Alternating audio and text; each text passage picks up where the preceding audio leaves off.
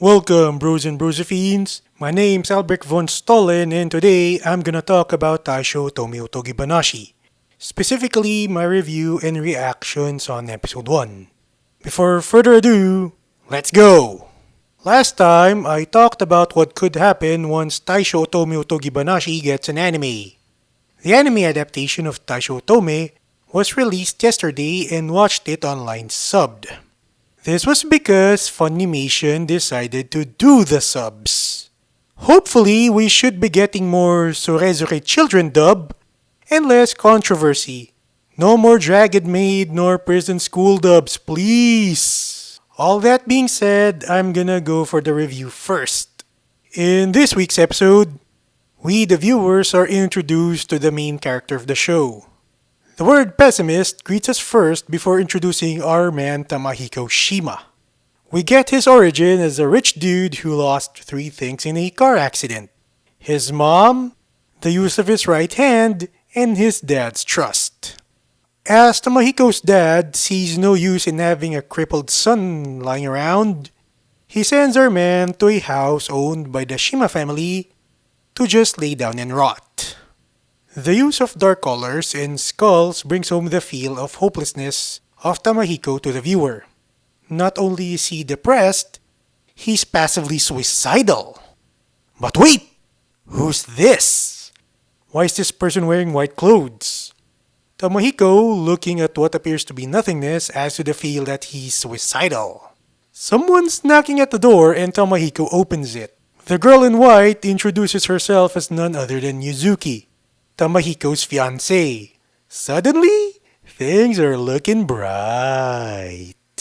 The opening theme is lively and the visuals are quite fitting. As to who's singing, that's the J-pop duo Garnidelia. This duo sang the opening songs for Kill la Kill and Mahoka Koko no Ritose. For Gundam fans, Garnidelia is known for singing the opening theme for Gundam Reconquista in G. We now see Tamahiko being kind to Yuzuki despite him being depressed. After this, we see scenes of Yuzuki cleaning the floor, helping Tamahiko wash his face before he blushes at her touching his face, clean his room, buy food from the market, prepare food for the both of them, and her getting flustered after Tamahiko points out that she had sewn his underpants. There are 2 noticeable things in here: Yuzuki's kindness and Tamahiko being stressed out due to his depression. I'm saving those for later. Next is the bath scene. Tamahiko gets flustered at the thought of Yuzuki helping him bathe. After all, it's hard to take a bath with just one hand. Tamahiko blurts out that Yuzuki has no worries in this world, and that gets Yuzuki telling Tamahiko that she's worried about 2 things. She reveals one of those: that her hair's fluffy.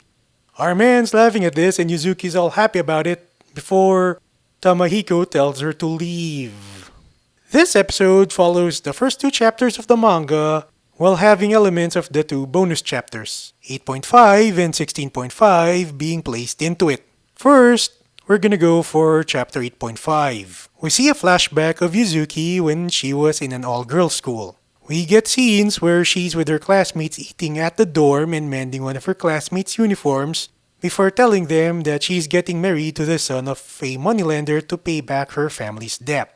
This is where things start to get controversial for our modern sensibilities. Earlier in the episode, Tamahiko reveals that he's 17. We don't know Yuzuki's age yet in the show, but it's implied that she's 13 in the flashback episode basing it off chapters 1 and 8.5 of the manga. This is because in chapter 7 of the manga, it's revealed that she's 14. Under Article 765 of the old Japanese Civil Code, the legal age for guys was 17 while the legal age for girls was 15. This was what one of Yuzuki's classmates meant when she said that Yuzuki needs to be 15 before getting married. It is revealed that the short-haired brunette's name is Midori and she reassures Yuzuki of the decision. Now we are going into chapter 16.5, specifically a part of 16.5 where Tamahiko is depressed. I had mentioned earlier that he's sleepless because of it. He goes to the dining area and gets what appears to be a flashback of what his family has told him after the accident based out of a panel from chapter 1 of the manga. Yuzuki shows up in there, lights a fire and comforts Tamahiko complete with singing. I'm gonna go to another point that I've saved from earlier, Yuzuki's kindness. Our man asks why Yuzuki's kind to him and she tells him why. Because he was kind to her earlier. Both Yuzuki's kindness and Tamahiko's depression are quite relatable nowadays. But unlike with Western cartoons which use hashtag relatability to try to relate to their target audiences, the relatability here works well because it's natural rather than forced into the plot and characters. You can easily feel it. One of these days, I will be making 1 or 2 videos dedicated on these topics because there's a lot to talk about on these things which will not fit into this review. Once the anime is over, I will be making it. After this, we're treated to a really wholesome scene. First, we get Yuzuki inviting Tamahiko to sleep in the same room as him. Then, we get scenes of Tamahiko being flustered about it, complete with Yuzuki going into the same room as him with a futon and then just sleeping in the same room. We get Yuzuki telling him that she wants to love Tamahiko and stay with him. This is too pure and wholesome for this world!